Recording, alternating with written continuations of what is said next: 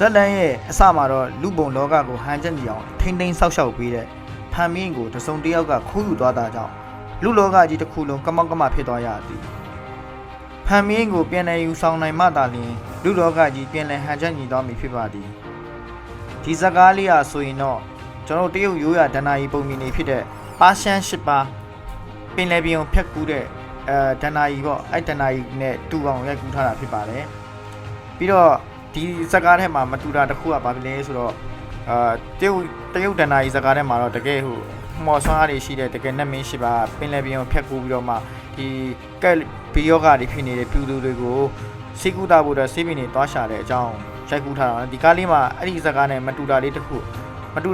တော့ဒီဇကားထဲမှာရှိတဲ့လူတွေကလူ၈ယောက်ကသူတို့ကဘာမှပညာမှလည်းမတတ်ဘူးနတ်မင်းတွေလည်းမဟုတ်ဘူးဒါမဲ့ဒီဖန်မင်းကိုပြန်ယူပြီးတော့မှဒီလူလောကကြီးကိုပြန်လည်ဟန်ချက်ညီအောင်လို့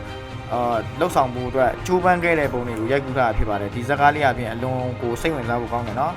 အဲဒါကြောင့်မို့ဒီဇကားလေးကိုကြည့်ကျင်နေဆိုရင်ကျွန်တော်ရဲ့ comment မှာဒီဇကားလေးရဲ့ link လေးကိုချပေးထားတယ်တွားရောက်ပြီးတော့မှကြည့်ရှုနိုင်ပါတယ်နော်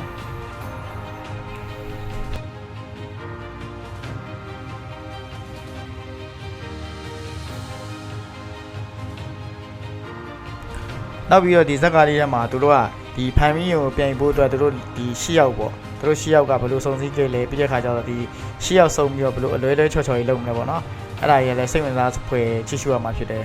ပြီးတော့သူတို့လူတွေကနေနတ်ရောင်ဆောင်ပြီးတော့ဒီဂိတ်တဲကိုဝင်ဖို့အတွက်သူတို့